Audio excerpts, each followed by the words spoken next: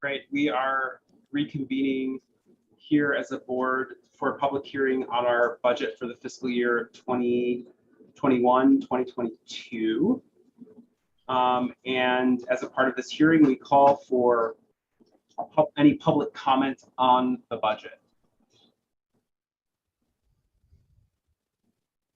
That can be done in various ways. Eli, have we any comments thus far? Yeah, so to comment, you can comment on the YouTube stream. You can send us an email at ask@aadl.org, or you can call and leave a voicemail at 734-327-4245. I have received 2 comments, but neither are for the budget hearing.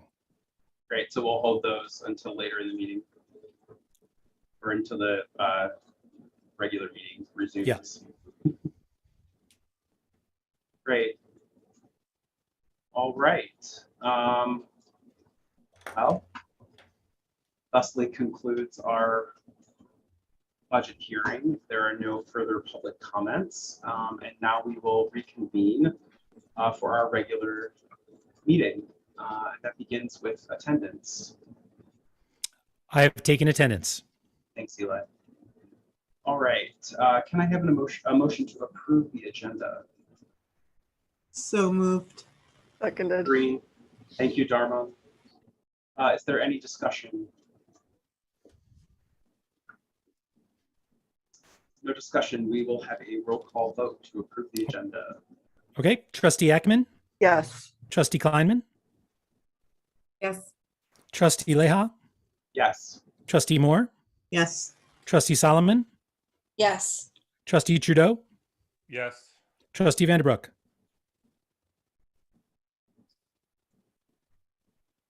Oh, we didn't hear, did we hear that? Sorry. Oh, I'm sorry. Did you not hear me? No. Oh, can you hear me Go at ahead. all? We can hear you We now. can hear you Go ahead. now. Okay. Sorry, it was like swimmy for a second. Yes. Okay, all right. Motion passes. May I have a motion to approve the consent agenda? So moved. Second. Thank you. Thank you, Kareem. Thank you, Dharma. Any discussion of the consent agenda? All right. Roll call vote. Okay, Trustee Ackman, Yes. Trustee Kleinman, Yes. Trustee Leha, Yes. Trustee Moore, Yes. Trustee Solomon, Yes. Trustee Trudeau, Yes. Trustee Vanderbroek. Yes. Motion passes. Thank you. Now we move on to citizens' comments. Eli. Okay, I've received 2 citizens' comments. The first is from Ginger Darrow. Dear Director Parker and members of the board, thank you for everything you and the AADL staff have done over the last year to provide materials and online programming to the residents of Ann Arbor. I applaud your creativity and dedication. I now urge you to reconsider current library operations and begin offering in-person services, including browsing, library computer use, and outdoor in-person summer programming for members of the Ann Arbor community, starting in June. With very high rates of vaccination in the county, coupled with the new guidance on masking released by the CDC on May 13th, the library's slow approach to initiating reopening needs to be reconsidered and revised. The physical buildings are crucial third spaces in our community, and Director Parker, you have the ability to bring them back to life. Sincerely, Ginger Darrow, MLIS. Okay, and then I have one other, and it begins, hi, I wanted to first thank the library for all of the wonderful services they've continued throughout this difficult year. I was wondering whether the board is planning to revisit this proposed phased reopening plan, which was created before the widespread availability of vaccinations, or the new masking measures proposed by the CDC and MDHHS. I'm so hopeful we can return to browsing soon. Thank you, Tara Shankar. And I did respond to that to let her know that that was planning to be discussed tonight. Thanks, Eli. Anything else? That's it. That's all I've received so far. Let me check one more place just to be sure. And nope, we are all good. Great. Thanks very much. All right. Moving on to financial reports. Josie. Okay, thank you all. The financial reports begin on page 10 with the check register, which you've approved. But the summary begins on page 13 with the financial summary for 10 months ended April 30th, 2021. There is nothing in this report that varies greatly from the one prior, with except for the next month's expenditures, things are pretty much staying on track in terms of tax revenue is in above 100, a little bit above 100%. Expenditures are around 70 something percent. So we're going to end the year with a budget balance of possibly $2 million, which we will recommend to you all in June at the June meeting, when we reconcile the budget to move that money into the capital plan for working on the larger projects that span across a year, the building and facilities and maintenance projects. So I just wanted to say that at the beginning, so that we can be pretty certain by now where our year is going to end and what it's going to look like.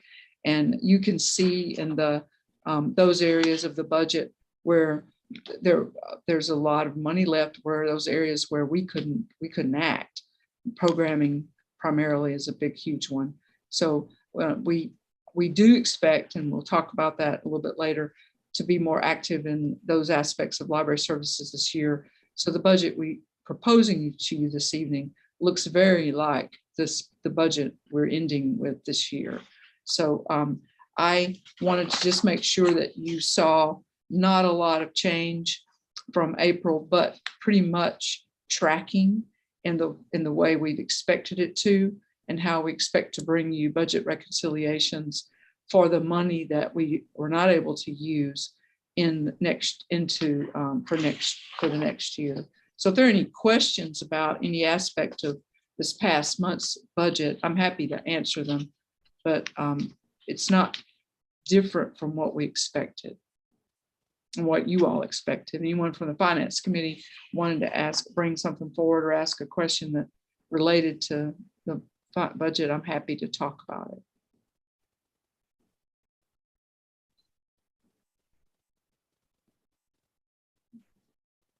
All right. Okay. Doesn't sound like it. Okay. Thank you. Great. Thanks, Josie. Thank you. Moves us along to committee reports. The executive committee has not met since the last board meeting. That is the executive committee reports. And I pass it along to Dharma for the budget and finance committee. You are muted. Sorry, I have a bunch of documents open and I was going to open. Oh, we met on the 11th. I couldn't remember what the date was. Time. What is time? Okay, so we met on the 11th, and it was primarily a discussion about the 2021-2022 budget. And you'll be hearing more about that tonight. You'll be asked to approve it. And then we talked about a policy on gifts and bequests, and Josie presented us with a draft of a new gift acceptance policy, and I believe that we'll be reviewing that tonight as well. And I think that's it. If anybody else from the Finance Committee has anything else to add, please do so. Scott, Jamie? All right, that's it. Thanks, Dharma. And that takes us to the director's report. Thank you. Thank you. We're going to begin it with a little bit of what's normal director's report, and then we're going to move into what we're proposing for reopening. So I wanted to start with the Black Lives Matter mural. Went up Friday, and this is a picture of it from the Fifth Avenue direction back toward the credit union property. It's amazing, and there will be an informational panel nearby talking about the different artists and the different panels soon. And we will have, after we reopen, we will have a dedication on hopefully a Friday evening.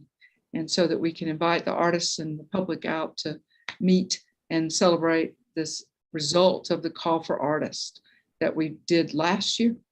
So we're very, very happy about this. And I should say, I want to say Avery's name. Go back for me, please. The artistic coordinator, Avery Williamson, did an amazing job. She has a panel, but she also coordinated all the other artists' work in order to get this pulled together for this, for what we're doing. And I met with her, and she deserves a lot of credit for bringing this off. Thank you. 30 Days of Pride begins. We'll be celebrating Pride Month with quotes, poems, and crafts and more with AADL's 30 Days of Pride coming up right soon. And then we also will be having more events in the Ann Arbor Pride in August. So we make sure that we are doing both, and happy to be able to do that. And our summer festival partnership will continue outside with pop-up concerts and events taking public outdoor spaces in Ann Arbor from the 11th of June to the 3rd of July. And Sidewalk Chalk Day, which is a big one everybody looks forward to, is June 13th. So school is out by then, public school. So kids will have all sorts of reason to scramble for chalk and get outside and draw on the sidewalks. Happy to continue to be doing that. This is the summer game artwork for this year. Play the 2021 summer game. The art by Justine Allanette Ross is amazing. If you just poke around in that, you find all kinds of amazing bugs and other fun things. And it begins June 11th and will go through August 29th this year. And that leads us to our reopening phasing plan. And if it's fine with you all, I've asked Eli to go through these slides. We've refined this over the last few days. Every time new orders came out, we've been working on this, but he's had to say this about 6 times already because he's done it for all of our internal staff meetings. So he's good at it now. So I'm going to ask him to do that for you all. So thank you, Eli. Okay, thank you, Josie. So what we want to do tonight is talk about where the last time we talked about our COVID plan was at the December board meeting. A lot has changed by then. It's time for us to revise what some of our plans are and talk about the near and midterm and slightly further out service offerings and how this will be impacted. So at the December board meeting, we said we'll open for browsing after Washtenaw County has reached a low COVID risk level. And that was based on the mystartmap.info daily new cases per million 7-day rolling average. Well, that we came up with that number based on where the original phasing plan had been already well over a year ago. It was also us thinking about what level of new cases in the community would we be comfortable opening with an unvaccinated staff and putting them in contact with a unvaccinated public. That's a very different situation from where we're at now. So it's time to revise this and adjust what some of our approaches are. So just to remind everyone where we are right now, things have improved drastically in the past 6 weeks. Just today, our official daily case average fell down into the C level. It had been E and down to C, and just today it went down to C. However, I just want to make sure that we're all keeping in mind that, as an example, May 15th, 2021 had over twice the number of new cases as May 15th of 2020. So we are still at a higher level than we were a year ago. So even though it has come down so much, we're still at the point where everything was locked down a year ago. Now things are improving rapidly and we want to adapt to that. But it is not the case that the levels we are often hearing people say levels are the lowest that they've been the whole pandemic, and that is not true. Levels were the lowest of the whole pandemic in June 2020 here in our county. So with that all in mind, with a very low positive test rate, which gives you a lot of confidence that we're catching all of it, and cases now trending down for 43 days, and it's falling into C, we're getting close here. So again, when we set those standards of low, it's worth remembering that those are standards of new cases per day per million of our 7-day average. But Washtenaw County's population is approximately 1/3 of a million, which means that low threshold, which is below 7 cases per million, means only 1 or 2 new COVID cases daily. And with the volume of testing we're doing, that could be false positives. So low is clearly not a realistic standard. It could easily be a year from now or even more before the cases are actually that low. However, in A and B, that's 3 to 7 new COVID cases daily or 8 to 13 new COVID cases daily, which you can understand is a very low level of new cases in a county of 360,000 people. So we're looking at expanding this the range in which we're comfortable opening to the public. So let's talk about that. What are the conditions where we open for browsing? So long as cases continue to decline and staff vaccination is high, that puts us in a good situation. We did do a survey of the staff, and we found out that the vaccination level in the staff by the time everyone has finished their courses will be extremely high, as in no country on earth is going to reach that level of vaccination high. So we are in a very good situation in terms of the risk to the staff from serving the public. However, that's not the only risk that we're thinking about.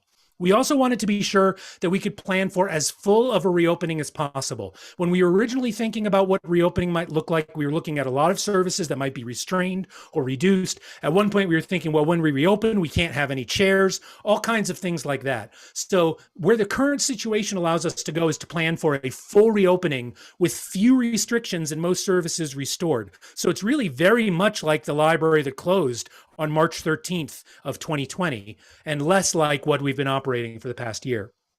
We also want to make sure that we're planning this timing to minimize the chance of reclosing. Some of our peer libraries have had to go back and forth a couple times.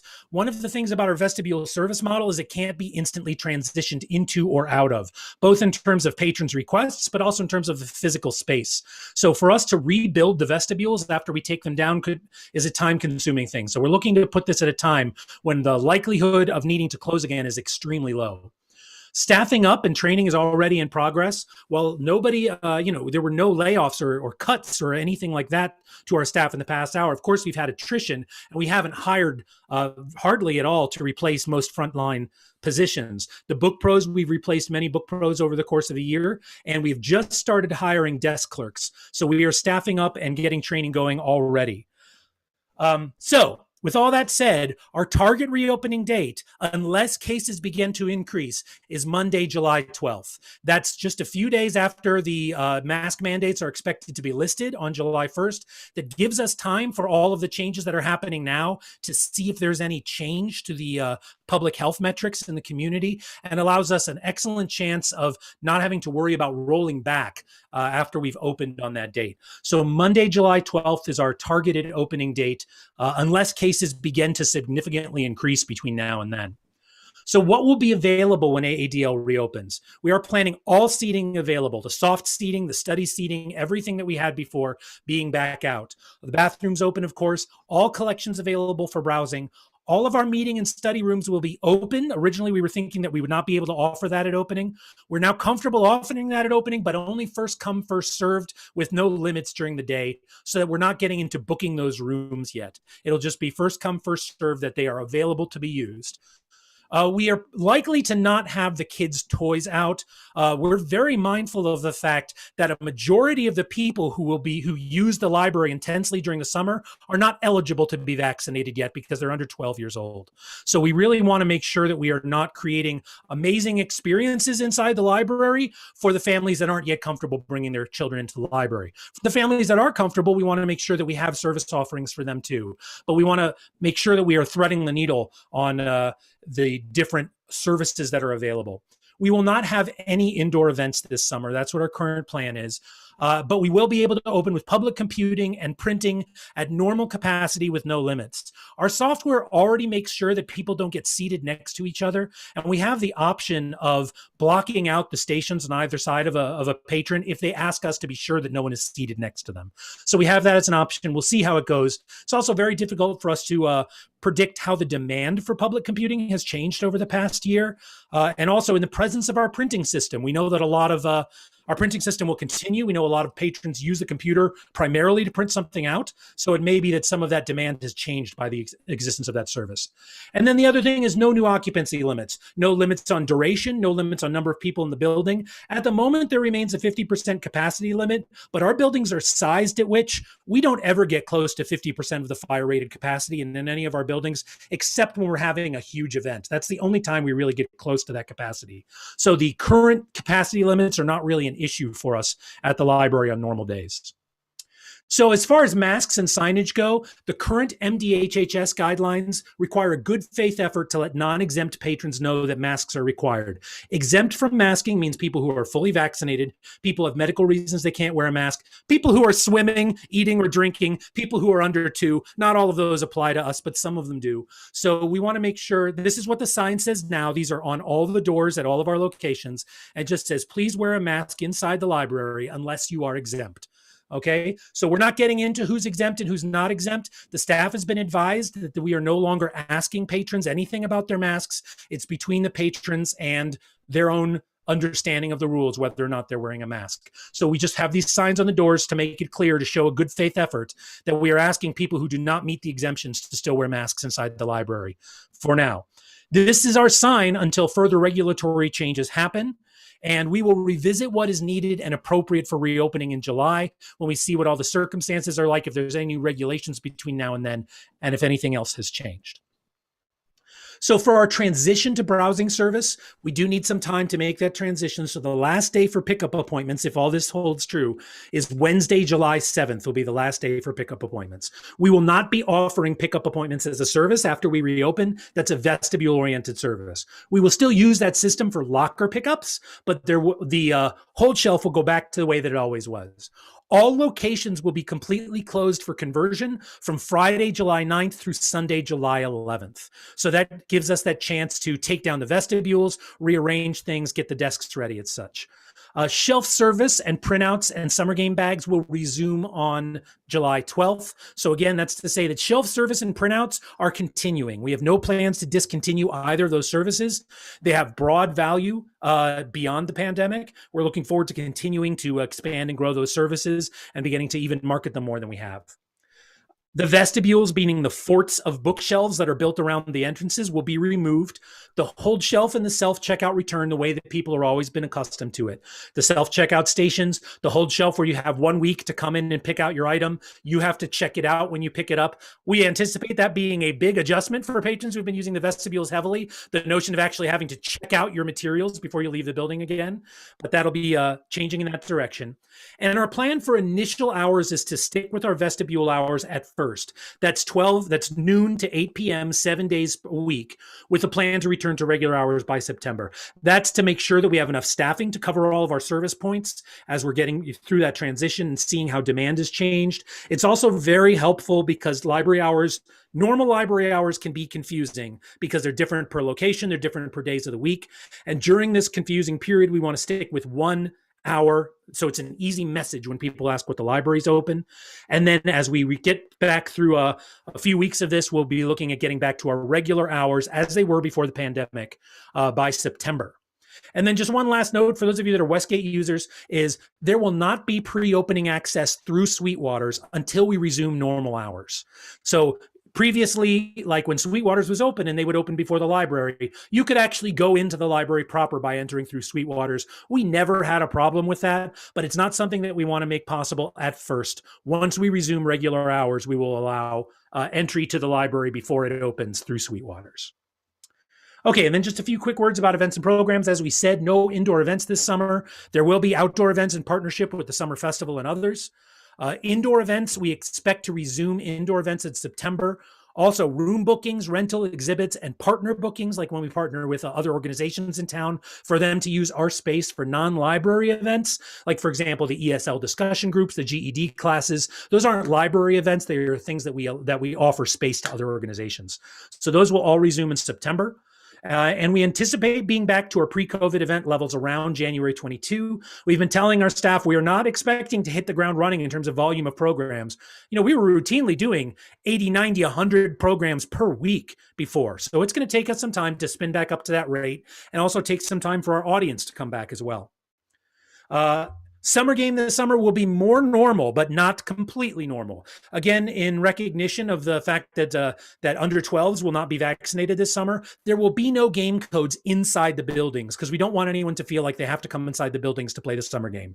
There will be game codes in addition to the big banners, but they will all be game codes that are visible from the outside of the buildings. Similarly, any codes that we do in partnerships with other businesses or partners or any other codes around town will need to be able to be viewed from outside the building which was normally one of our requirements anyway. It's just there were often codes inside the library, and this year we'll only have codes outside the library. The volunteer program recruiting will resume in August with an eye toward getting that going again in the fall. And okay, so before we go on, any questions about this for Josie or for me? I have a question. This is super comprehensive, and I understand that you're not planning to have indoor events during this initial reopening. Considering how important like the story time and those kinds of activities for kids have been, do you intend to still keep some things virtual? Oh, yes. Actually, there's a Yes. lot of virtual programming already planned for this summer. Okay. And what we're talking about now is where does outdoor programming that we produce ourselves fit into that? And we'll have a better idea where that goes. But AADL TV is continuing. The story times are continuing. There will be virtual programming throughout the summer. Awesome. Also, this is a very minor point, but are we going to have cool signs that we can put in our lawns for the summer game? Home codes are returning, so you will be able to make home codes again. I don't know if we'll have new yard signs or not. Okay. All right. But home codes will be new, and anyone who had a home code will need to make a new one for this summer because you can't reuse codes. Also, I've let the president of the Friends know about the possibility of opening this in July, and let her know that it's when we open, the volunteers will be welcome back into the buildings, but that we will not be accepting book donations into the ADL until mid to late August. We need to get back and organized, and we expect to be inundated with boxes of books that they've not been able to do anything with for a year. So we just need to give them some time, and we need some time. So she was very happy, and I will make sure she knows the date after this meeting.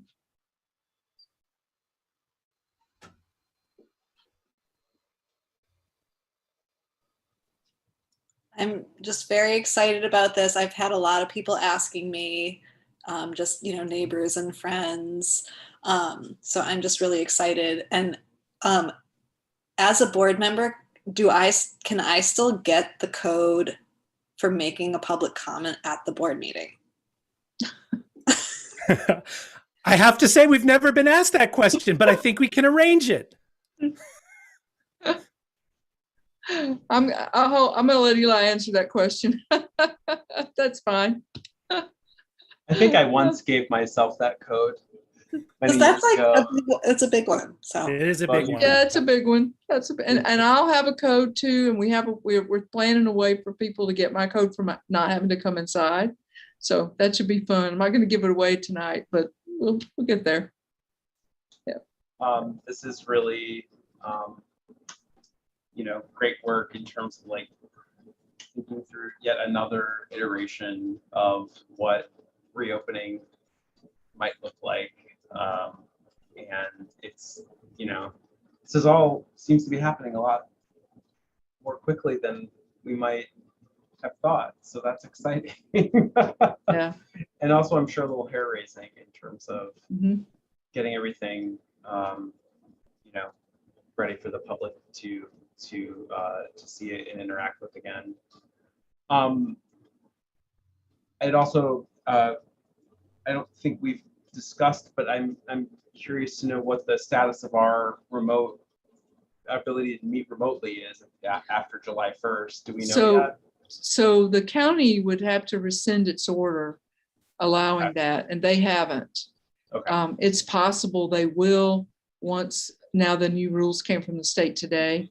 It's possible they will, and if they do, it would mean that the July meeting more than likely will need to be in public. I don't expect the June meeting to need to be in public at this point because everything's not lifted. But by July, yes. So I think you all can plan to vote in June to resume in-person meetings in July, particularly if the library's open full service. Yeah.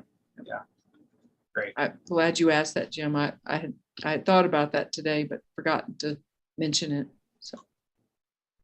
Perfect. Well, So- here's fingers crossed that we Thank will you. be able to implement this plan and open our doors again in a more robust way. So if there aren't any concerns about the date, we'll continue forward then with July 12th. We tried to get past 4th of July. So, Yeah. I would say that it feels right to me, and I'm in favor of it. I would suspect there will still be some grumbling about it taking too long, but I think from my point of view, we are running an enormous system of buildings with lots of people in them and lots of moving parts, and the expectation that we would just be able to flip the switch and all of a sudden have everything open, is pretty unreasonable. Yeah. And having a nice ramping up time to get everything up to speed, I think is really wise. and I think it will help if people talk with you that we're opening back fully. Yeah.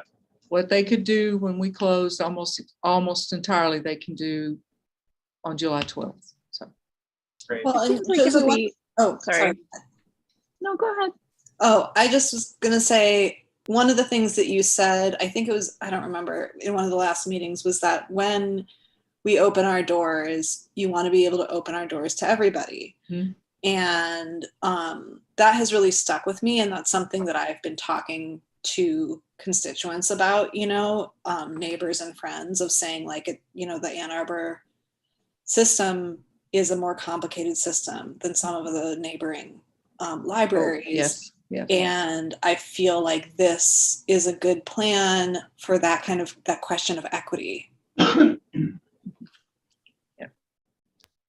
I was just going to add that I think it might be similar to last summer, where it felt like you delayed the opening for the pickup by you could have opened slightly before then, and people will the time will go quickly, and then once you're open, everyone will be happy you're open, and so I agree that with Jim, and that I think Anna's response is excellent. And the other thing I just want to point out and commend you for is your consideration for your under 12 population. I know there's a lot of anxiety among parents in the community, I think, because suddenly things are opening up, but their kids aren't vaccinated, and it's like a new thing to feel worried about. And Right. I think that your plan is a really good one.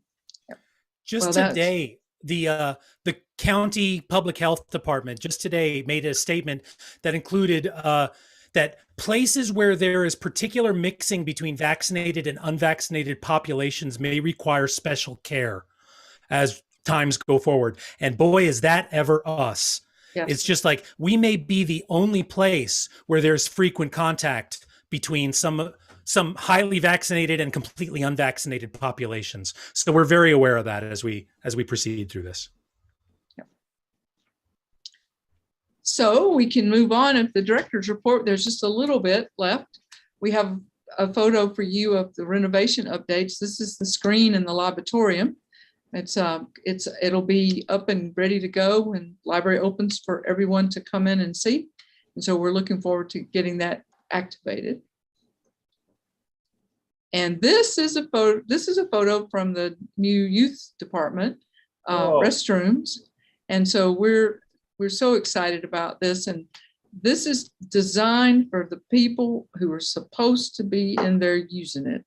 Their caregivers can also go, and they can go comfortably, but it's clear it's not necessarily for them. And that's on purpose.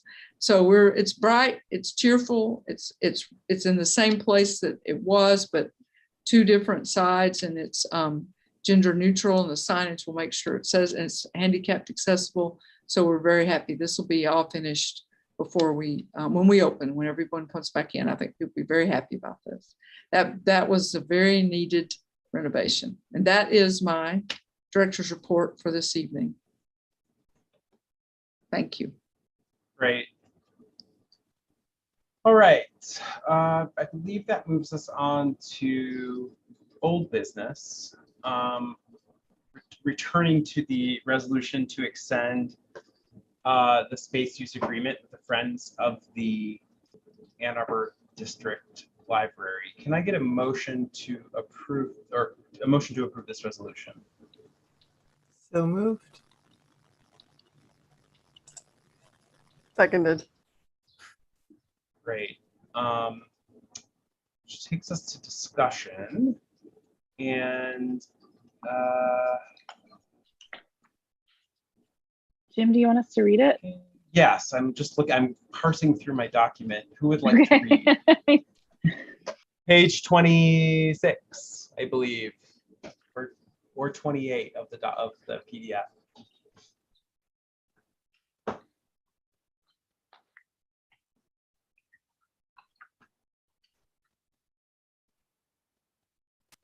I can read it since I think I'm Thank you. there. Where do I start? The board resolves. Yes, The yes. board resolves. Okay. The board resolves that the president of the Board of Trustees of Ann Arbor District Library be authorized to sign a 1-year extension of the space use agreement along with the president of the board of the Friends of the Ann Arbor District Library.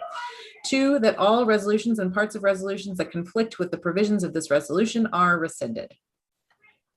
Thank you. Is there any further discussion of this resolution? Questions, comments, reflections? Great. So I believe that means we'll have a vote.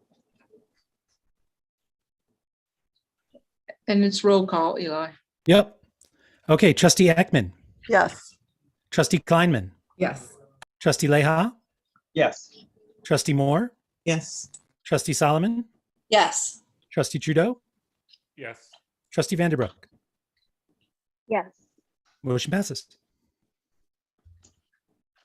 Now we move on to new business. And these are among my favorite resolutions of the year. For many, many years, I've read them aloud, but I think someone else should. First, we have resolution to approve annual budget for fiscal year 2021-2022, starting on page 27. Let's have a reading of the resolution first. This thing just has to be read. It's not like a normal resolution that I'm used to seeing. Indeed, it does. Okay. I can read it. Thank you. And go ahead, please, Dharma. All right. Ann Arbor District Library proposed budget fiscal year 2021-2022. Revenues. I'm doing this right? Just want to make sure that I'm reading the right thing. Okay. Revenues, tax revenue. The tax revenue shown is the project. Am I not reading the right thing? Oh, I'm sorry. No. We're on page 30 is where the resolution begins. That's what I thought. Okay. Yeah. I was like, am I really reading this whole thing? All And you right. can start Pursuant to Act 2. pursuant to Act 2. Yeah. Okay. Here we go. Take 2. Pursuant to Act 2, Michigan Public Acts of 1968, as amended, before adoption of a budget, a public hearing shall be held as required by Act number 43 of the Public Acts of the Second Extra Session of 1963, as amended, Act 43, and Act number 267 of the Public Acts of Michigan, 1976, as amended. Pursuant to Act 43, notice of a public hearing on the proposed budget of the district library must be given by publication in a newspaper of general circulation in the library district at least 6 days prior to the date of such hearing. The board, after due and proper notice, conducted a public hearing on Monday, May 24th, 2021, on the approval of the proposed budget. The board resolves as follows. 1, the board approves and adopts the budget for the fiscal year ending June 30th, 2022 as presented. 2, that all resolutions and parts of resolutions that conflict with the provisions of this resolution are rescinded. Thank you, Dharma. Can I have a motion to approve this resolution? So moved. Thank you, Corinne. And second? Seconded. Thank you, Molly.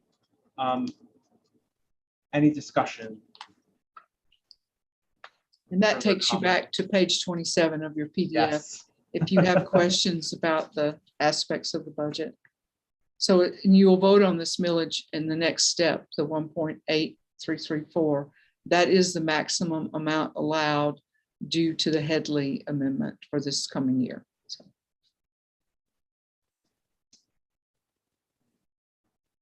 we've discussed the budget quite a bit in the lead up to this. So there isn't really any new information here besides what the millage rate is and what the value of the millage is, which we'll discuss which we'll approve in the next resolution. Further comment? Right. Roll call. Okay. Trustee Ackman, Yes. Trustee Kleinman. Yes, sorry, there was a spider. No, no problem. Trustee Leha, Yes. Trustee Moore, Yes. Trustee Solomon, Yes. Trustee Trudeau, Yes. Trustee Vanderbroek. Yes. Motion passes. Terrific. That moves us on to a resolution authorizing the millage rate to be levied by taxing authorities. Let's have a read of this, please. Dharma, page 31. Got it. Okay. Do I start with, what do I start with? The board resolves. The board resolves. Board resolves as follows. 1, that as to the 2021-2022 fiscal year of the Ann Arbor District Library and as to that portion of said library within the city of Ann Arbor and that portion of the library within the territory, townships, or areas outside the city of Ann Arbor, the voted millage for library operational purposes shall be the amount of 1.833 mils.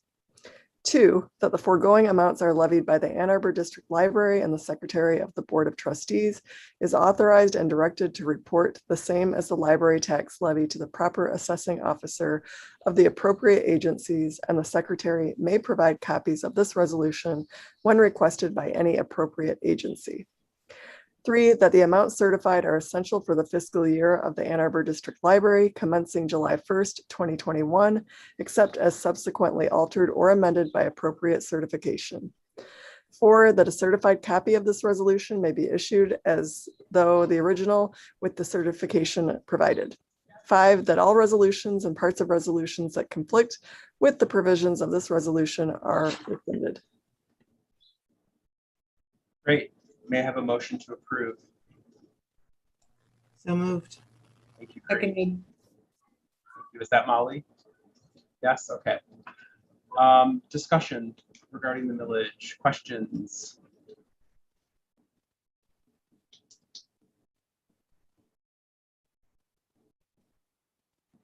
Right, then we shall vote by roll call. Okay. Trustee Ackman, Yes. Trustee Kleinman, Yes. Trustee Leha, Yes. Trustee Moore, Yes. Trustee Solomon, Yes. Trustee Trudeau, Yes. Trustee Vanderbroek. Yes. Motion passes. Thank you. This moves us on now to a resolution to adopt the 2021-2022 budget as a line item budget and compliance of disbursements. This is another whopper of a resolution. Shall we give Dharma a break and have someone else read starting on PDF page 35? I can do it. Thank you. Starting with the whereas, is that? Yeah. I'm going to switch to my computer glasses for this one. Whereas on an annual basis, the board adopts an operating budget for the library. And whereas the Michigan Department of Treasury's Uniform Accounting Procedures Manual includes the following requirements for approval of disbursements. All disbursements must be approved by the legislative body prior to disbursement unless addressed otherwise in the charter. The legislative body may establish a formal policy to authorize payments prior to approval and to avoid finance or late charges and to pay appropriated amounts and payroll, including related payroll taxes and withholdings. This policy must be very limited, and a list of payments made prior to approval must be presented to the legislative body for approval. Now, therefore, be it resolved that 1, appropriations by the board. As the legislative body of the library, the board hereby appropriates for fiscal year 2021 to 2022 the total amount of $18,294,500 for the expenditure categories set forth in the budget. 2, disbursements for payroll and related payroll taxes and withholdings. As provided by the Uniform Accounting Procedures Manual of the Department of Treasury, the Director of the Library, the Deputy Director of the Library, or Senior Human Resources Specialist of the Library, each as authorized officer, are hereby authorized to provide for the disbursement of library funds for payroll, including related payroll taxes and withholdings, provided such disbursements are within the budgeted amounts set forth in the approved budget. 3. Disbursements for recurring expenses that are necessary to avoid finance of late charges. As provided by the Uniform Accounting Procedures Manual of the Department of Treasury, each authorized officer is hereby authorized to provide for the disbursement of library funds for payments that are for recurring expenses and are necessary to avoid finance or late charges, such as payments for utilities, equipment leases, and similar expenses, provided such disbursements are within the budgeted amounts set forth in the approved budget. 4. Disbursements for appropriated amounts.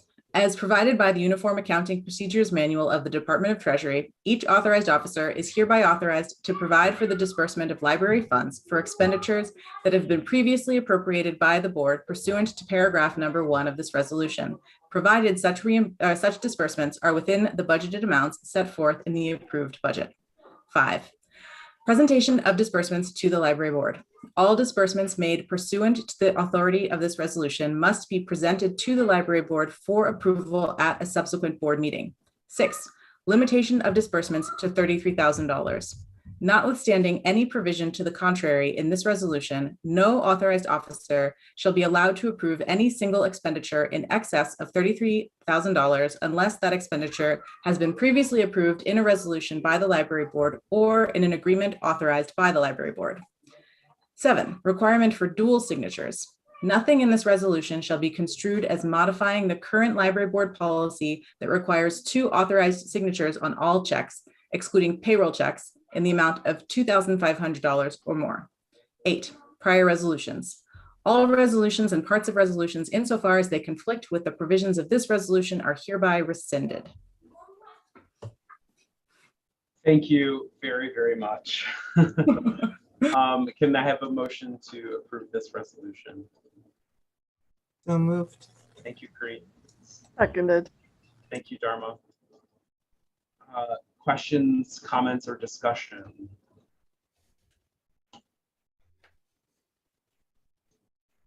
Great. All right. Roll call. Okay, Trustee Ackman, Yes. Trustee Kleinman, Yes.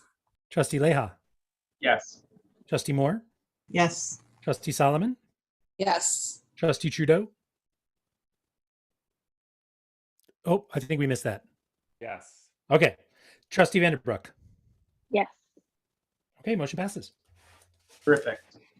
Well, congratulations, everyone. We've passed a budget and we will levy our millage.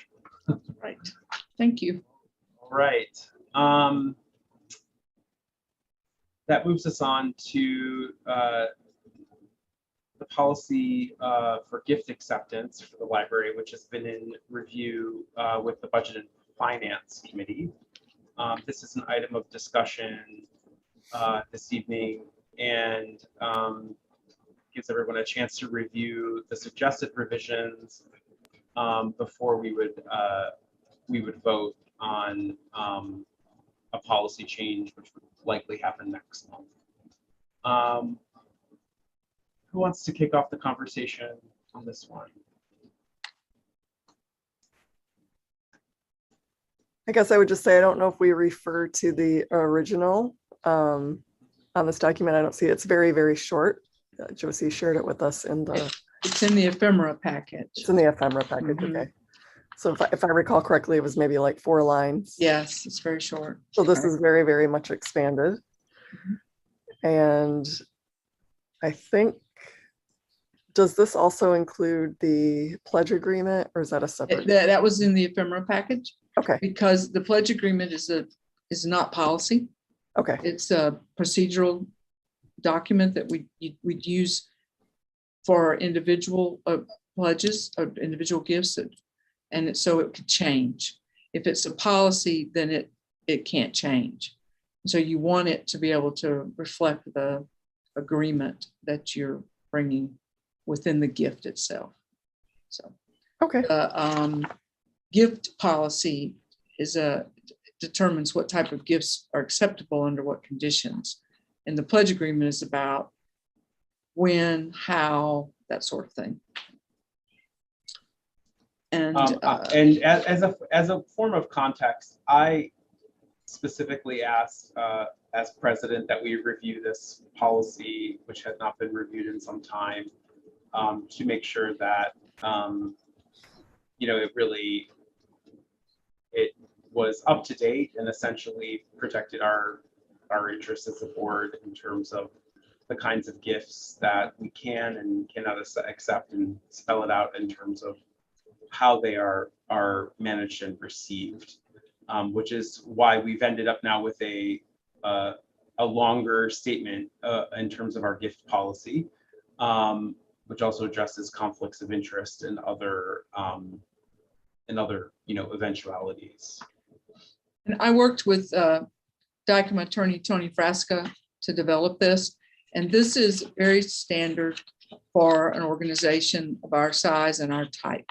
So our former policy was very, as he put it, very unique for our size and our type. I think we had a policy similar to this many years ago, and then it was changed to the one we've had.